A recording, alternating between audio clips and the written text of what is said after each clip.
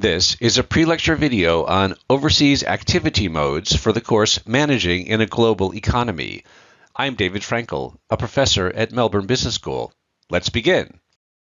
We start with the definition. An overseas activity is any interaction of a company with a foreign market. For instance, a French company exporting to Germany. There are 7 different ways or modes in which your company can interact with an overseas market. The first 2 are called trade modes.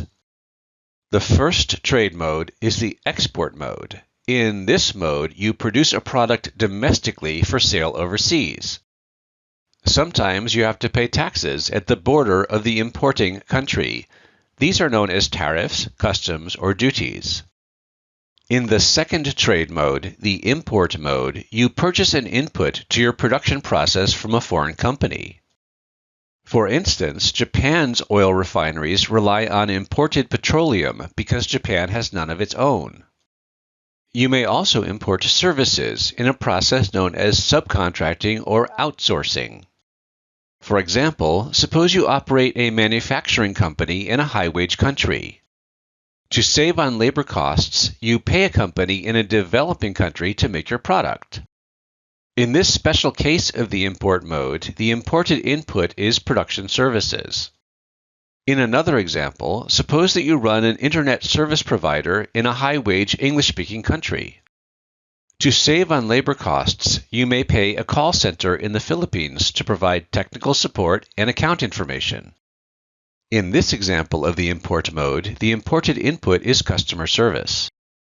We now move on to the second group of modes, which are called the transfer modes.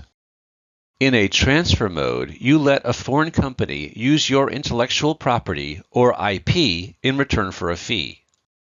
There are 2 types of transfer modes. In the licensing mode, you license your IP for use in producing a different product overseas.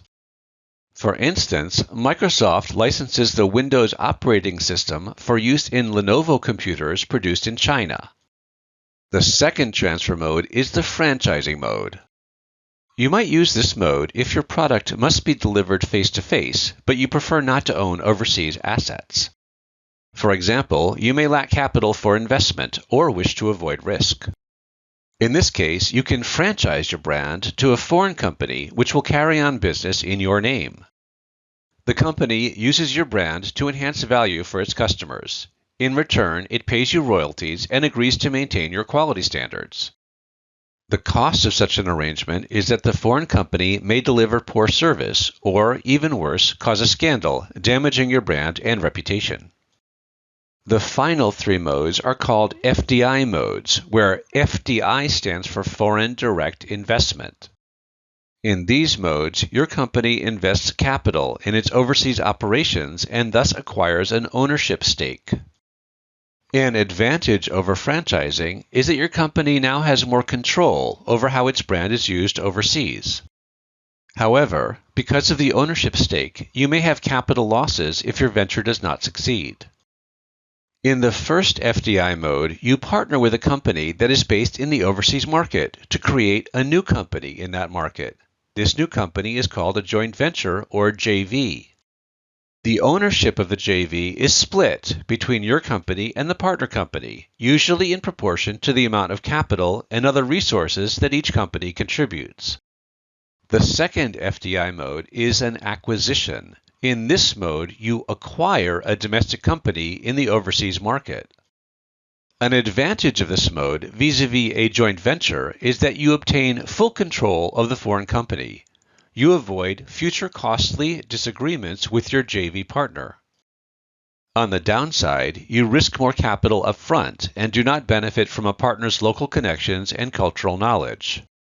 For this reason, some companies that wish to expand via FDI begin with a joint venture and then gradually purchase shares from their partner until they become the sole owner. The final type of FDI mode is the greenfield mode. In this mode, rather than acquiring an existing company, you build a new company from the ground up. Relative to an acquisition, the greenfield mode gives you much more flexibility in choosing the location of your operations. Moreover, since you are not buying a whole company all at once, you have less risk of overpaying.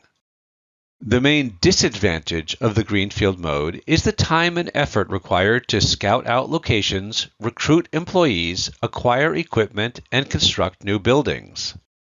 We have one final comment. Recall that in the export mode, you export your products to foreign customers, which may be companies. In the transfer mode, you export your IP to foreign companies. Aren't the transfer modes just a special case of the export mode in which the product is IP and the customer is a company? The answer has to do with control. When you export products other than IP, the customer controls their use. In contrast, when you export IP, you limit its use to prevent unauthorized sharing and abuse that may lower its value. On the other hand, licensing and franchising give you less control than direct ownership of the overseas activity. In order to signify this intermediate level of control, we put them in their own category. This concludes the MGE pre-lecture video, Overseas Activity Modes. Thank you for watching.